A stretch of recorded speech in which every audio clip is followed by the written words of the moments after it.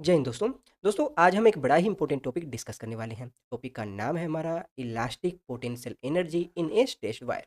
यानी कि कोई भी एक वायर है जिसके ऊपर जब हम कोई एक्सटर्नल फोर्स एफ अप्लाई करते हैं तो उस एफ फोर्स की वजह से उस वायर की लेंथ में कुछ चेंजेस आ जाते हैं, यानी कि वायर है वो स्ट्रेचड हो जाता है। तो उस कंडीशन के अंदर हमारा जो वायर है उसमें कितनी एनर्जी है वो स्टोर होती है। तो यहाँ एनर्जी किस फॉर्म में स्टोर होगी? पोटेंशियल एनर्जी की फॉर्म में स्टोर होगी। और उसकी वैल्यू किसके बराबर होती है? तो इसको हम अभी समझ लेते हैं। तो दोस्तों मान लेते हैं हमारे पास में कोई एक वायर है जिसकी लेंथ हमें दे रखी है एल, और इस वायर के ऊपर कोई एक्सटर्नल फोर्स एफ अप्लाई करते हैं तो उसकी वजह से इसकी जो लेंथ है उसमें चेंजेस कितना आता है? डेल्टा एल है। इस वायर का जो यंग इलास्टिक मॉड्यूल है वो हमें वाई दे रखा है, और इसका जो अनुप्रस्थ काट का जो क्षेत्रफल है वो हमें ए दे रखा है। ठीक है। दोस्तों आपको जब भी किसी वायर के अंदर स्टोर्ड एनर्जी फाइंड करनी हो तो उसको हमें सबसे पहले कंपेयर करना है कि हमारा जो स्प्रिंग है उसमें एनर्जी स्टोर किस तरह से होती है।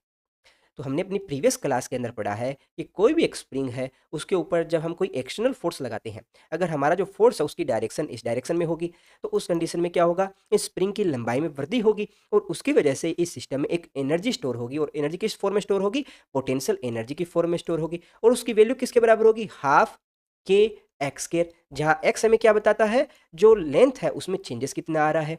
ठीक है। और यहाँ के हमें क्या बता रहा है? स्प्रिंग कांस्टेंट बता रहा है। तो स्प्रिंग पर फोर्स इस डायरेक्शन में ना लगकर अपोजिट डायरेक्शन में लग रहा होता, यानी कि इस डायरेक्शन में लग रहा होता, तो उस कंडीशन में हमारा जो स्प्रिंग है उसको हम कंप्रेस कर रहे हैं। कंप्रेस करेंगे तब भी इसकी जो नेचुरल लेंथ है उसमें कमी आएगी। तो उस कंडीशन में हमारा ये पोटेंशियल एनर्जी है वो क्या रहेगी? हाफ के एक्स के रहेगी, है ना। चाहे आप उसको खींच रहे हो, चाहे आप उसको कंप्रेस कर रहे हो, दोनों ही कंडीशन के अंदर जो स्प्रिंग की जो नेचुरल जो लेंथ है उसमें क्या चेंजेस आ रहे हैं उसको हम एक्स से डिनोट करेंगे, और हमारी जो पोटेंशियल एनर्जी है वो बराबर आएगी हाफ के एक्स के।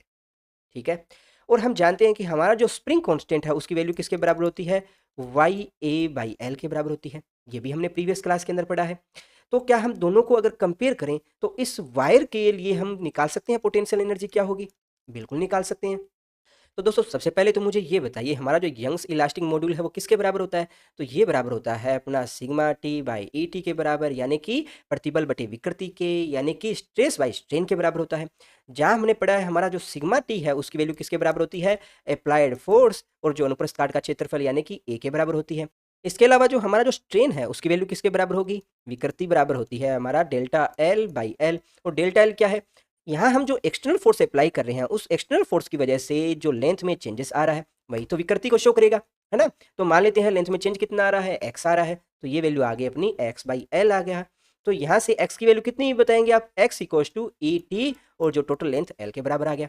तो हमें यहाँ जो पोटेंशियल एनर्जी है, पोटेंशियल एनर्जी में यहाँ के की वैल्यू और एक्स की वैल्यू पुट करेंगे तो हमारे पास में पोटेंशियल एनर्जी आ जाएगी। तो जरा पुट कीजिए यहाँ वैल्यू, तो हमारे पास में फाइनली वैल्यू क्या आ जाती है?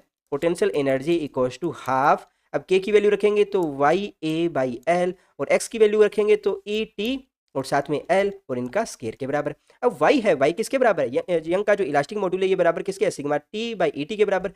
तो दोस्तों इसको थोड़ा और आगे सिंप्लीफाई करते हैं तो हमारा जो पोटेंशियल एनर्जी है वो किसके बराबर आ जाएगा? हाफ। अब जो यंग इलास्टिक मॉड्यूल किसके बराबर है? प्रतिबल बटे विकृति सिग्मा टी अपॉन ई टी, और साथ में आ जाएगा एल ए, और यहाँ इसको स्क्वायर करेंगे ए टी स्क्वायर, और साथ में आ जाएगा एल स्क्वायर। तो जो कटता है उसको काटते हैं तो इस ए टी से ये कटेगा, इस एल से ये कटेगा, तो हमारे पास में फाइनली पोटेंशियल एनर्जी कितना आ रहा है? Potential energy equals to half, यहाँ सिग्मा टी ए टी, और साथ में क्या आ जाएगा अपना ए एल।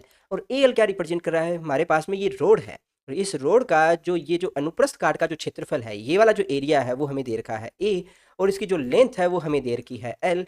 तो यहाँ पर ए और एल को आपस में मल्टीप्लाई करेंगे तो हमें क्या बता रहा है? इस रोड का जो टोटल वॉल्यूम है वो हमें बता रहा है ना।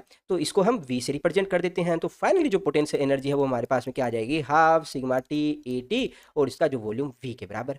ठीक है। तो एक बहुत ही इंपॉर्टेंट रिजल्ट अपने पास में आ गया है।